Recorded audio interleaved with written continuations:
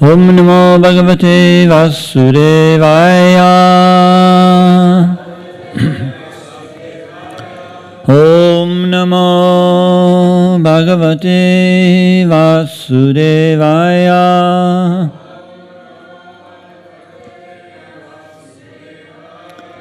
Om Namo Bhagavate Vasudevaya.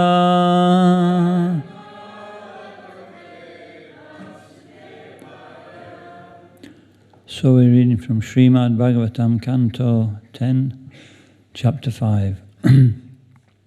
The meeting of Nanda Maharaj and Vasudev. This is text 14.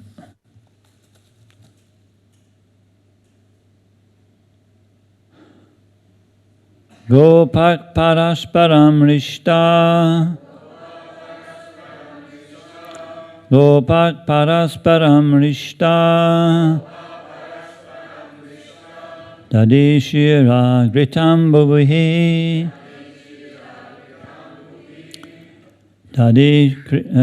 Dadi shira gritam bhuvihi. Asinchanto vilimpanto. Asinchanto vilimpanto. Navanitas chachik shipiho. Navanitas chachik shipaho.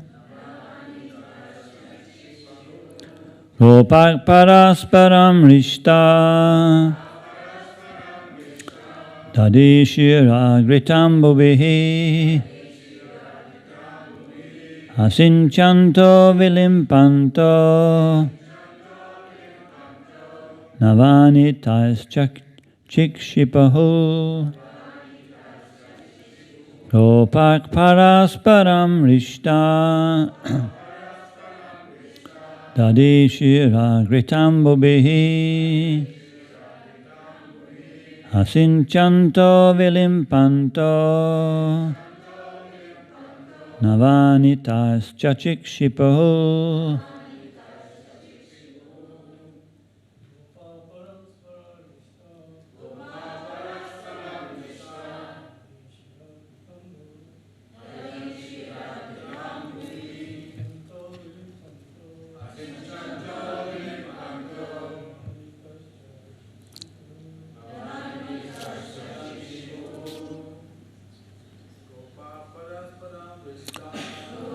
Parasparam rishta.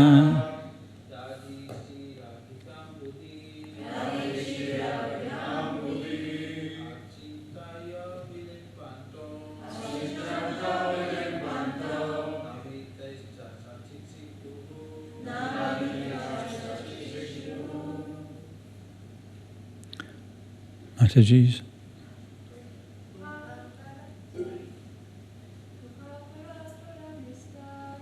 Parasparam rishta.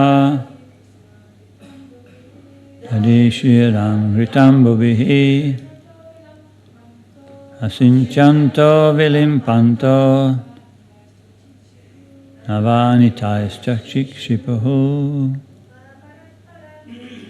Gopak parasparam rishta. Adishiram gritam bhuvihi. Asinchanto vilimpanto.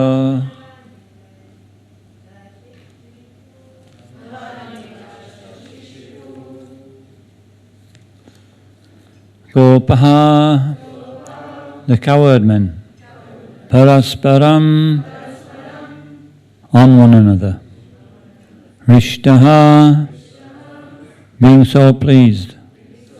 Dadi, with curd. Shira, with condensed milk. Grita ambubhihi, with water mixed with butter. Asinchantaha, sprinkling.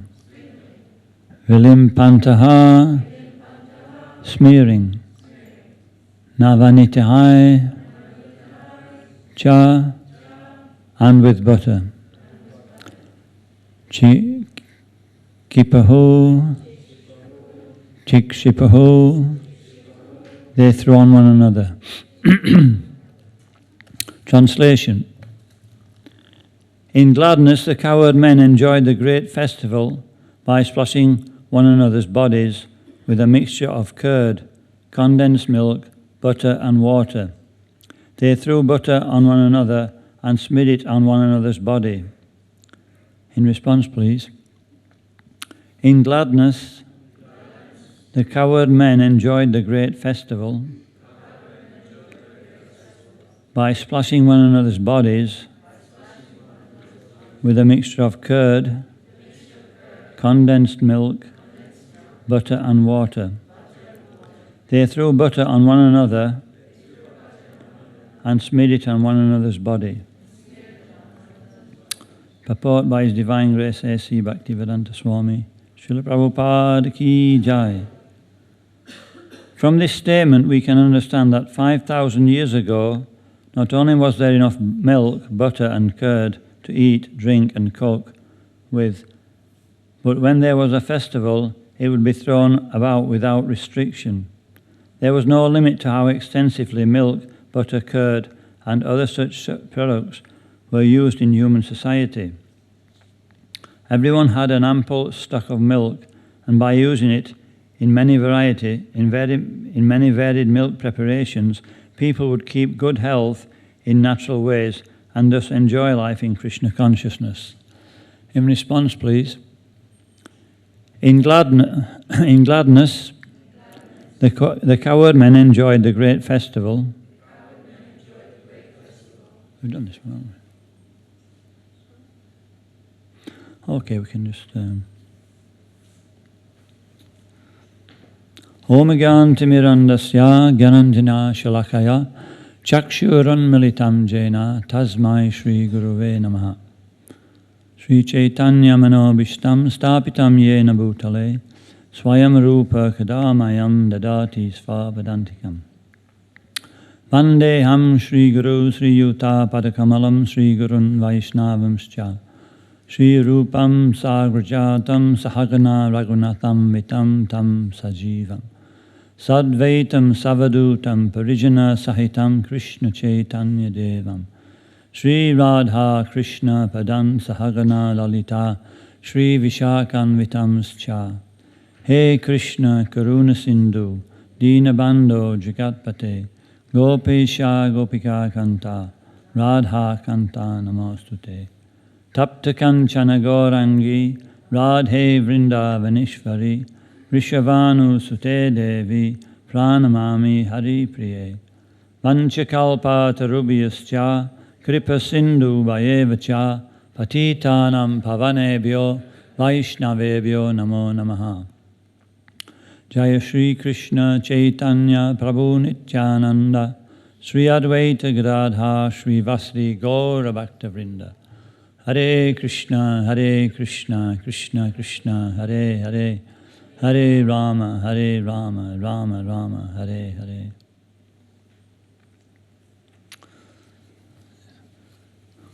They've turned the local pally into a bowling alley. Things ain't what they used to be. Has anybody heard that before? No, this was a song in the, I think it must have been 1940s or 50s. And it went on how things are changing. And then they changed the bowling alley into nightclubs. Yeah? That was the next. Then they changed the nightclubs into Tesco's. And what will it be next? Can anybody guess?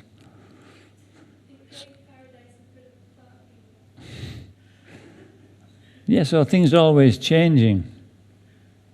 Things are always changing. So we see, 5,000 years ago,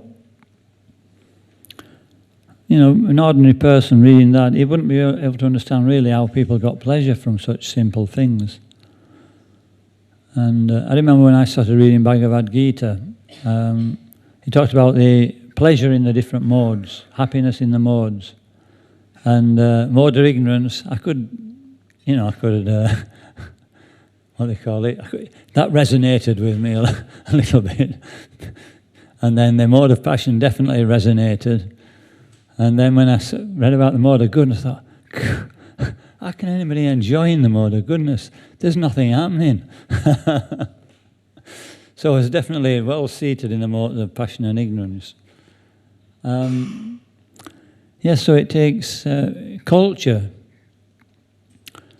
We don't actually have any culture nowadays. It's just, a complete mess. But, the modern day culture is just creating more and more disturbance in society. But when we look back at this particular situation, we can understand that, the Bhagavatam, the Srimad Bhagavatam, the Bhagavad Gita, and all the Vedic literatures, they're backed up by all the authorities. So we can understand that these people are wise, they're advanced in spiritual understanding. So these are actually applications or activities which can make us happy. So it needs a culture to re-establish this situation. So we read, what's that verse? Namo Mahavadanyaya Krishna Prem... No. Namo Brahmanya Devayago Hitaya Cha Jagaditaya Krishnaya Govindaya Namo Namaha. So it's saying that we should protect the Brahmins and the cows. So the first thing, the cows, when we think about the cows, what do they provide for society? If we center our life around the cow protection and live a rural life in that way, then we don't need anything. Can anybody think of anything we need? Basics, if we have the cow. We've got fuel. Fuel is one of the biggest things in society. Without fire, Prabhupada says in the Bhagavad Gita, there's nothing actually working. So we've got fuel. We've got medicine. We've got antiseptic. Even in India, they put the cow dung inside the house, and they don't have any problem with bacteria or flies or anything. Anything else? Fertilizer. What more could you want? Everybody lives on the field. But modern civilization, Prabhupada says, think they're separate. But in the 3rd chapter of the Bhagavad Gita, Prabhupada is explaining how, even for the production of the factories, he says that we need the field to provide those things. And verse 3:14, it was a verse now. It talks about all living entities subsist on grains. Grains are born from rains. Rains are born from yajna, and yajna is born from prescribed duties. And so this is the verse which beats modern civilization. Is it right? How does it beat modern civilization, this verse? Because everybody has to eat. They're producing so many things in the factory. But Prabhupada says, can they eat their tires? Can they eat the nuts and bolts? They can't do anything. As soon as there's a little bit of rain, as soon as there's no rain, everybody's struggling like anything. I remember in New Vrindavan, one devotee was giving a class here about, they were invited to a radio program. And on that radio program, actually there'd been a drought for about 3 months. And so, that's a rural part of the USA. And so everybody was like, expecting that there would be no crops. We're going to suffer. And so at that time, halfway through the drought, or towards the end of the drought, they invited the leader of New Vrindavan and some of the devotees, and they were giving, there was an interview, and the interviewer at one point, he said, he says, I hear that you can, you have mystic powers. Can you make it rain? And the leader said, yes, we can make it rain. And everybody went, oh, no. They're expecting, he's blown it now. Now we have to try. If we don't make it rain, then we'll look like fools. And so he says, get the kartals out, get the madanga out. And so they were performing this kirtan for about an hour.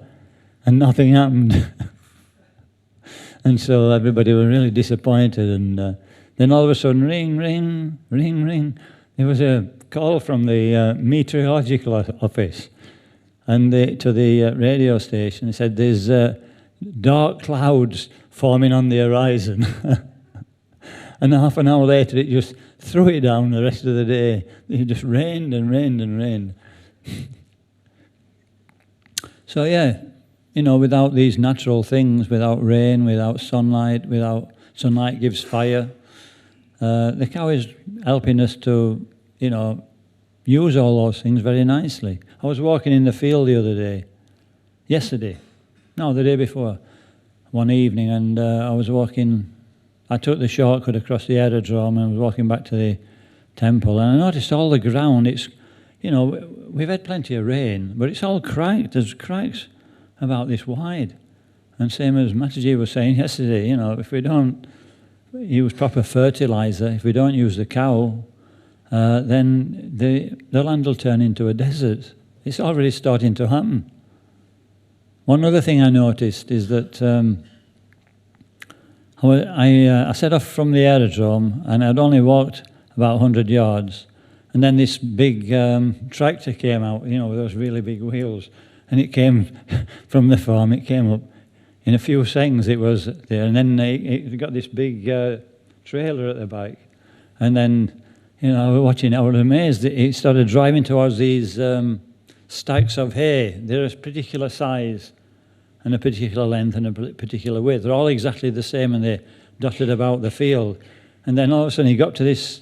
He was driving pretty fast, about 20 miles an hour. And then he got to this particular haystack, and all of a sudden, from out of the side of this, like a combined harvester, I suppose you call it. No, it was just like a truck.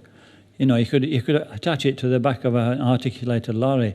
This conveyor came out, and then it just drove a little bit slower, and then it conveyed this piece of what would you call it? This haystack, not a big haystack, but this compressed hay. And then it got fully onto the conveyor. Then it turned around at 90 degrees, and then it put it onto the truck. I thought, wow, that's really amazing. And then I saw, I was just glued to the spot watching this. And then he drove to the next one, and he put the next one on. And then not only that, then the bottom lifted up and lifted them both completely vertical and pushed it against this back piece, which were like spring-loaded. And he went all around the field, and he was pushing these on, and it was shoving it back. And that's all he had to do. One person, it must have been less than 5 minutes, it cleared the field. So we're really advancing, aren't we? And I was thinking, actually, that would take probably a dozen men a week to do. So why do they do that? Oh, that's it. They take them all into their cities so they can do more important work.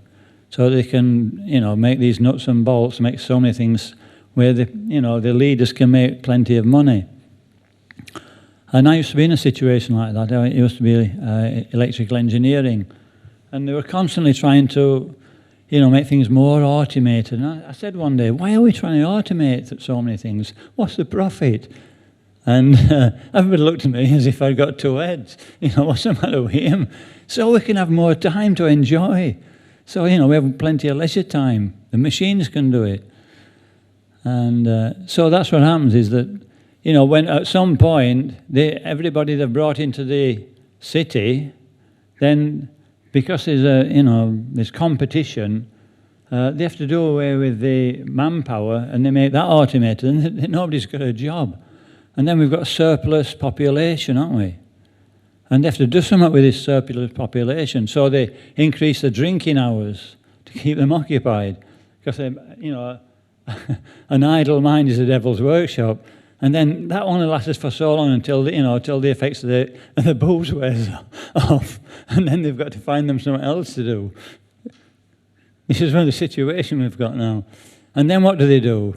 They start creating all this artificial food. And when you analyse it, it's just slowly killing people. I heard one devotee say there's that they've realised, the leaders have realised that there's too much population now. And that it seems to be that way, that, we're eating all the wrong things. Why? It's already there.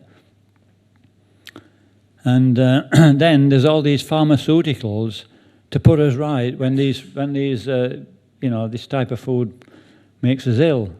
And then the pharmaceuticals are also owned by the same people.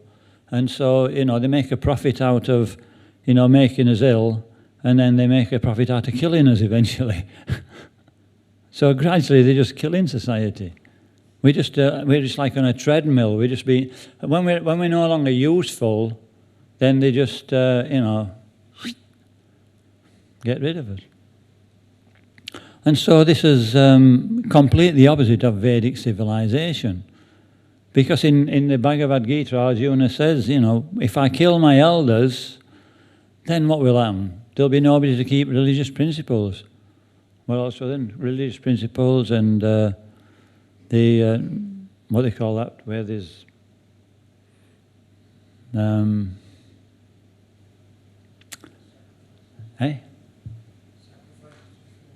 Yeah, there's another word. There's nobody to keep society in the mode of goodness, religious principles and things which are brought forward from the last generation, And so I had an experience of that when I was working. And all these things we've done in the past, when we come to Krishna consciousness, they start to make sense. I was thinking we had one particular machine, and it was a very old contactor which put electricity onto it to make it work. And one day it broke down. It very rarely broke down because it was, from the old style. And, the people who built it and installed it and maintained it, they'd all, more or less, there were only one old electrician left. And nobody knew how to set this thing up, because the older generation had gone. And so then they remembered, there's this old electrician he were about when they went to introduce this machine. So they went to him and he came up and he got this little piece of steel plate, and it was purposely made by the manufacturers of this particular contactor. And he got little chunks out here and little V pieces, and he started going through the contactor, putting this piece in everywhere, and he set it all up, and it was running like a song. So if he hadn't been there, they would have been struggling. They'd probably have to spend thousands of pounds to get a new thing in it, reinstall it. So why are we saying this is that, even in modern society, we need the experience of the older generation. And especially to keep, Dharma going. Dharma's, the thing that's keeping society sane is Dharma. So Arjuna was actually correct by ordinary standards, but when Krishna was giving him a direct order on the battlefield of Kurukshetra, then that's actually the highest Dharma. So Arjuna eventually followed Krishna's direction. But we see the absolute necessity for, Prabhupada says, our disease is we're always changing things. Is that right? Even in temples, there's one temple in England, they changed the temple president and they changed the brahmachari ashram. It was one long room. So I thought, so they made it into individual rooms, so they'd have more privacy. And then the next leader came in and he took all the walls out and made it into a long room again. And then lo and behold, another leader came in and he put all rooms in again. This has been in the space of about 10 years. It's ridiculous. I've been to other temples where, there's a sledgehammer in the corner of the room. That's ready for knocking the next wall out. You can't leave things alone. And then, you make a change and then within 6 months you find out, well, we really needed that, There's also a song about that. Has anybody heard that one? Right, said Fred. Yeah? That there wall is going to have to go. Where are we now? So, so that's two ways that society gradually degenerates, that we don't keep the wisdom which is coming from the elders, and I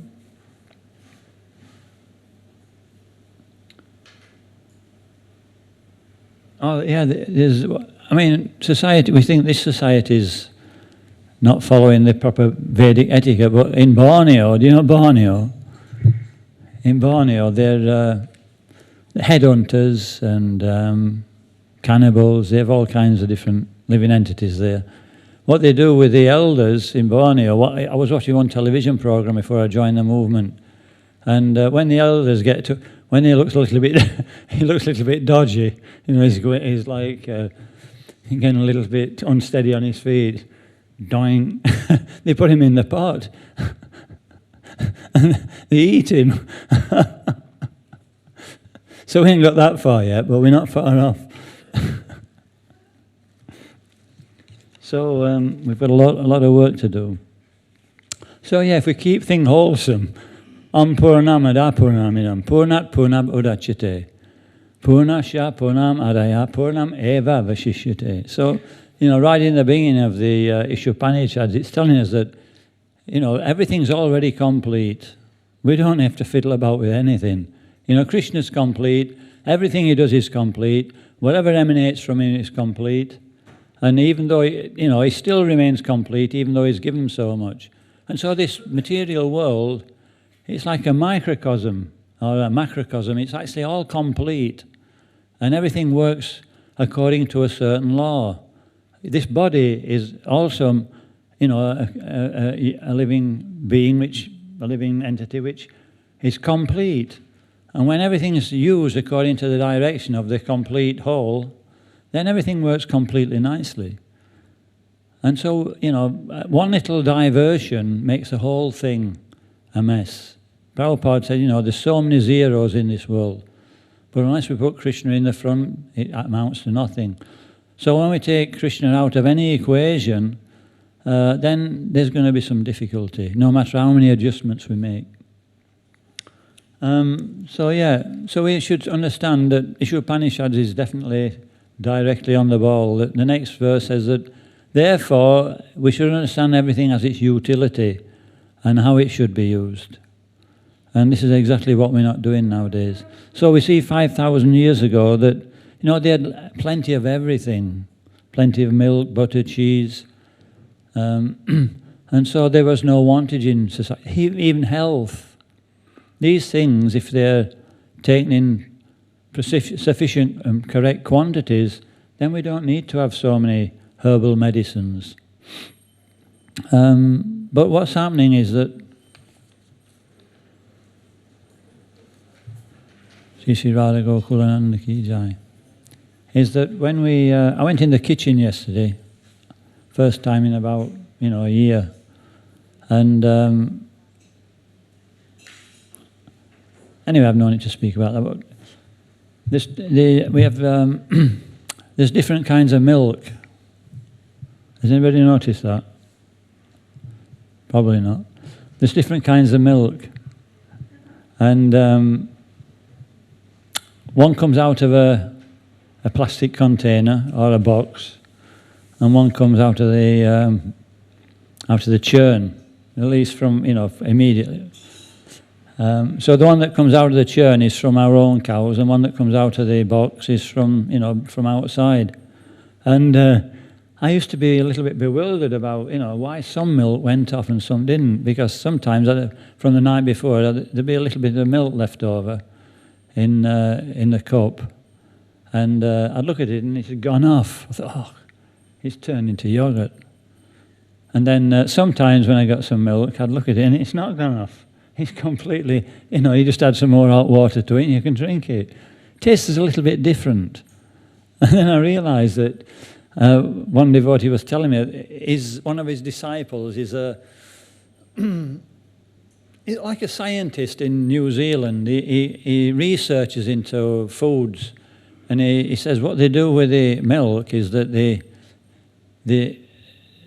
dehomogenize it. It's not homogenized to start with, but they break it down and they separate it into curds and whey. You've heard of that, haven't you? Curds and whey. And they take the whey out and they dry it and they make it. Have anybody heard of whey powder? They sell it in these health food stores, and it's supposed to give you a lot of, people are buying it. It's like so expensive. You get a little tin, it's probably about 10 quid for some whey powder, and you add that to your food, and you really develop some good muscles. And then, but what they do with when they took the whey out of it, they homogenize it. I don't know what they do, but they reconstitute it, and it becomes a white liquid. It's like the milk without the whey in it, and the whey is the most important part. And then they sell that to the public for the same price. And so we are drinking what we think is milk, and we're supposed to have whey in there to give us energy. And when you leave that for long, I leave it for one night, and it's still, it's still milk, even though it's been in a warm situation. Where ordinary milk goes off. But if you leave it for a week, it's like it turns into a piece of plastic.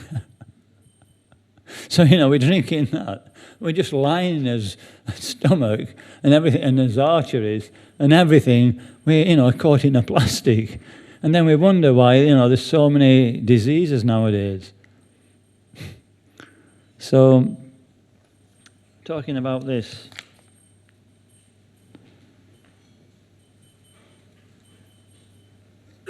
Oh, there was one other example. I was with another devotee, and he was reading the newspaper. He says, "Listen to this." And he says, in America, they've sentenced one person to 30 years imprisonment. I said, for 30 years? That must be a really bad crime. What's he done? He said he was trying to sell natural milk. He was trying to sell natural milk and his own vegetables he'd grown in the garden. So why would they sentence him for 30 years? It doesn't make sense, does it? But it does make sense. If you're a materialist and you're making so much money on all these artificial things, and then somebody starts, tapping people on the shoulder saying, you can live naturally, you don't have to go to the supermarket and buy all this. You can just grow it in your own garden. If people get that idea, then he's in trouble. So, I'm just saying all this because, most people don't realize what's happening. You go into the general public and they just haven't a clue. They're just caught up in, we've got so many things now that we didn't used to have. And, but we have to work so hard for these things. When people advertise a job, it's for 8 hours a day, 5 days a week, a few £100.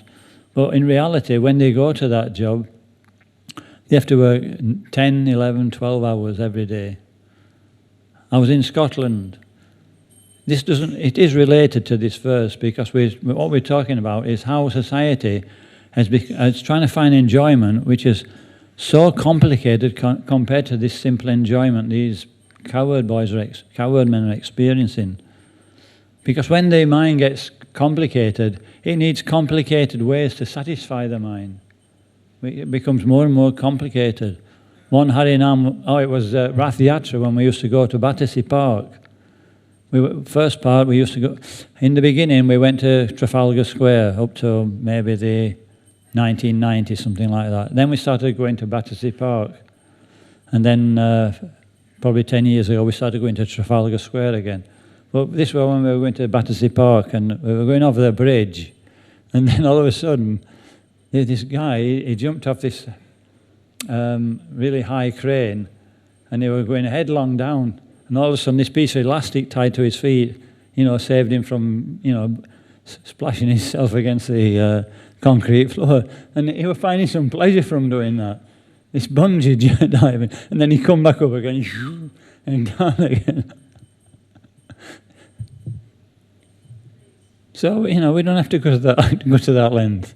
There's easier ways to define happiness. The senses become so used to more and more sense gratification that you go to that extreme. I was talking about when I went to Scotland, and the one devotee there, he he'd been doing Food for Life, and he decided that it'd be good to get a job and get some money together, you know, work for a few months or maybe a year. And so he got this job with, I don't need to mention the firm, but it's one of these, you know, warehouse delivery firms. You can go on the internet and pick up whatever you want, and they'll deliver it. And I think everybody knows what I'm talking about.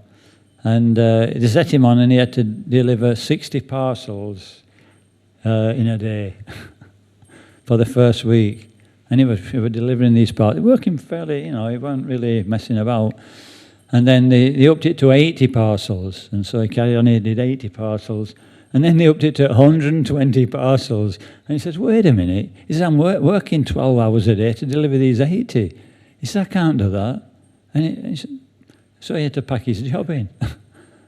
This is the exploitation which is going off.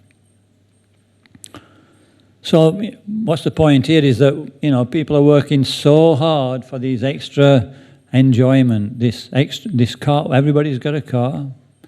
75% of the population or 50%.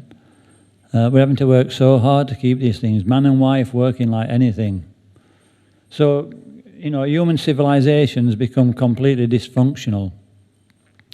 And so we see that this is a natural way to live. All happiness is there when we come to the mode of goodness.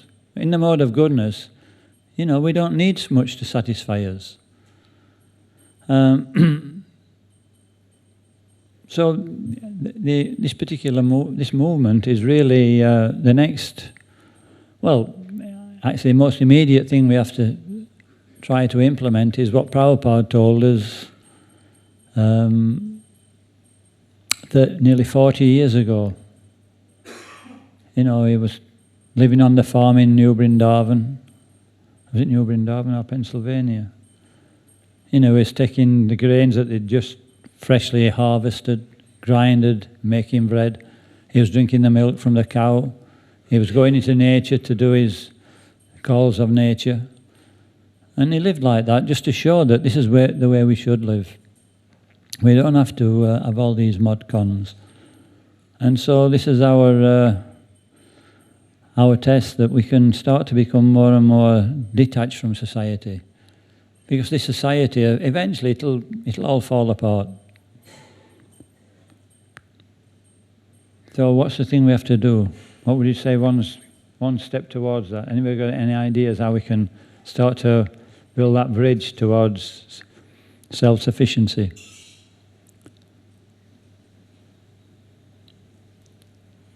think everyone should plant something. Try to plant something. Yeah, if you've got any garden, definitely start growing your own vegetables. Anything else? I mean, I'm a novice at this, I am, but I just think that it just seemed common sense that we start getting land.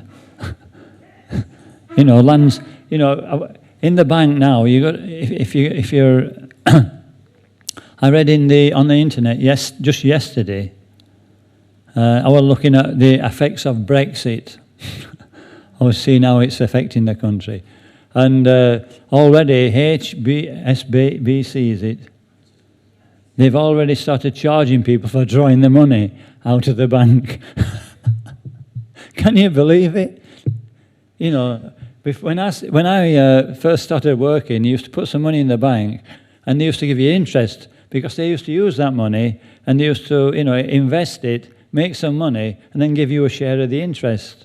And then, you know, a few years ago, the bank got too greedy and they completely blew it. So all the general population have to pay for their mistake. So you don't get any interest now. But now they're going a stage further, that you put the money in the bank and we'll charge you. You try and get it out and you can't get it out if you don't have, you know what I mean? Do you know that? Are they the next ones? I thought it was HSBC.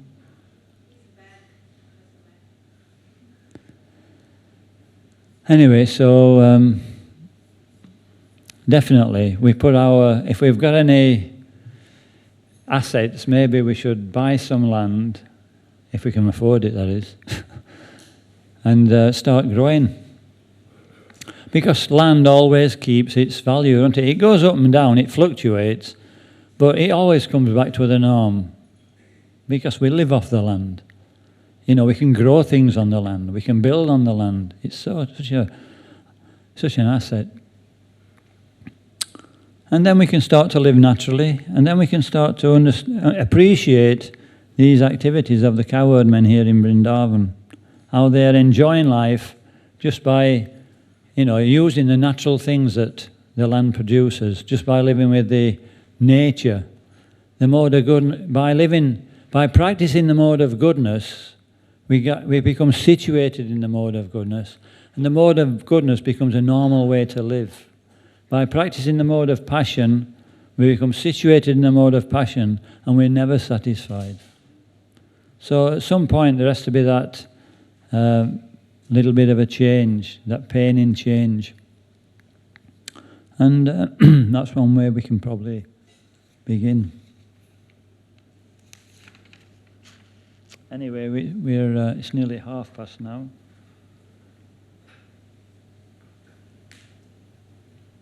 So we can stop there. Anybody have any questions or comments?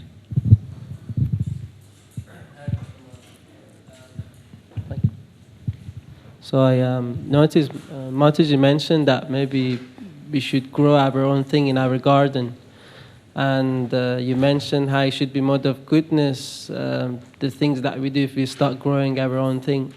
But one thing I've noticed that devotees who are living around the manor or just in general, they have their own little houses and they have their own little job and they have to earn money to buy vegetables and so many things like that.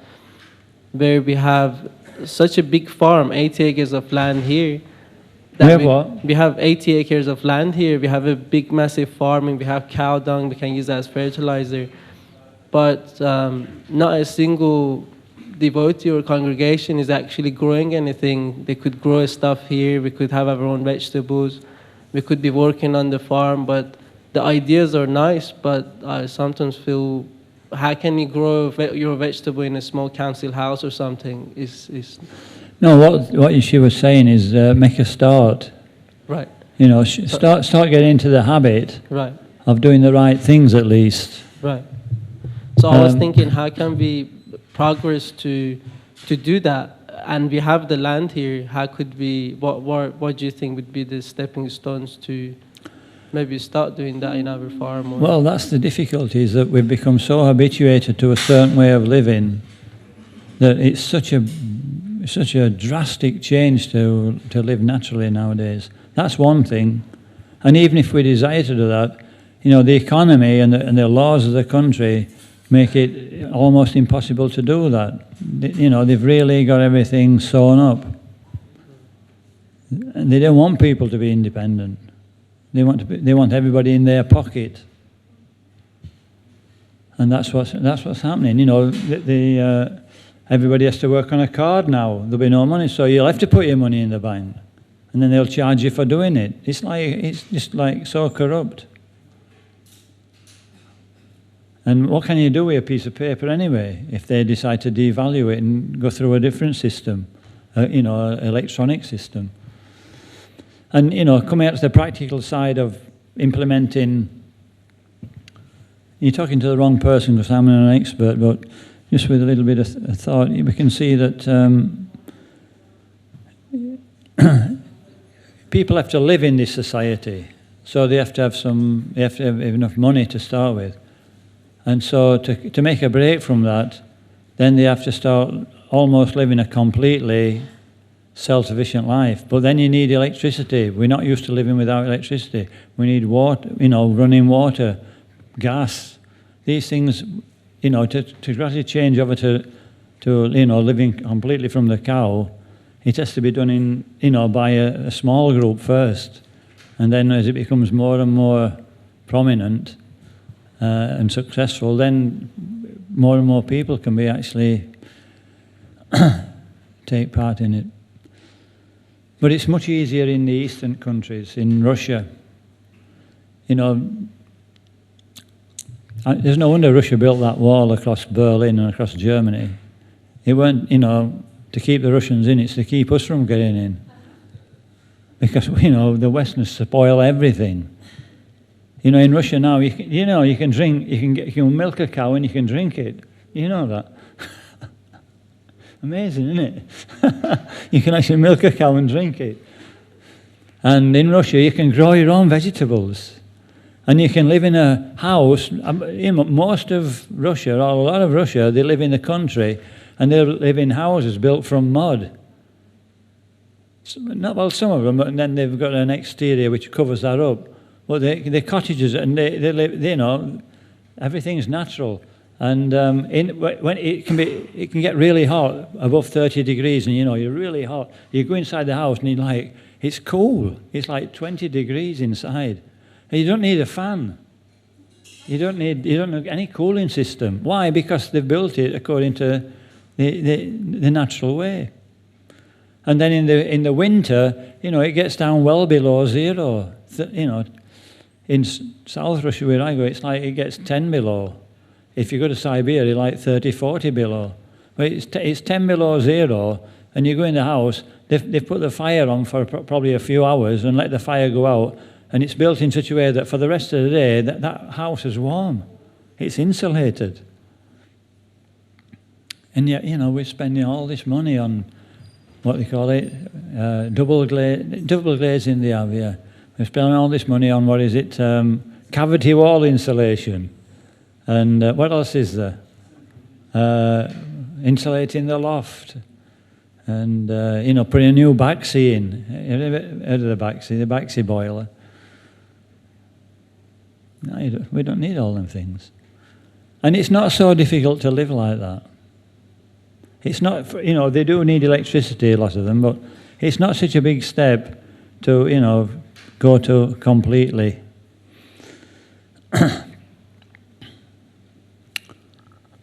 So what we're going to do in the West is, they've really got everything sewn up. It's very difficult.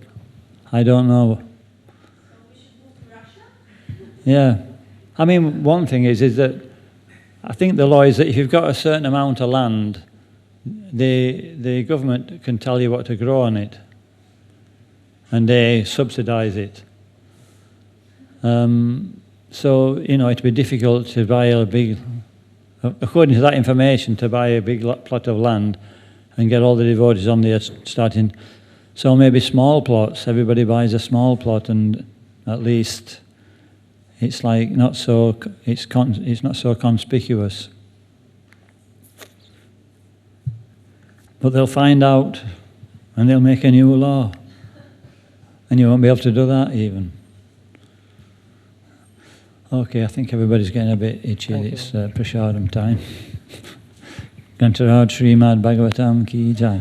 Srila Prabhupada ki jai.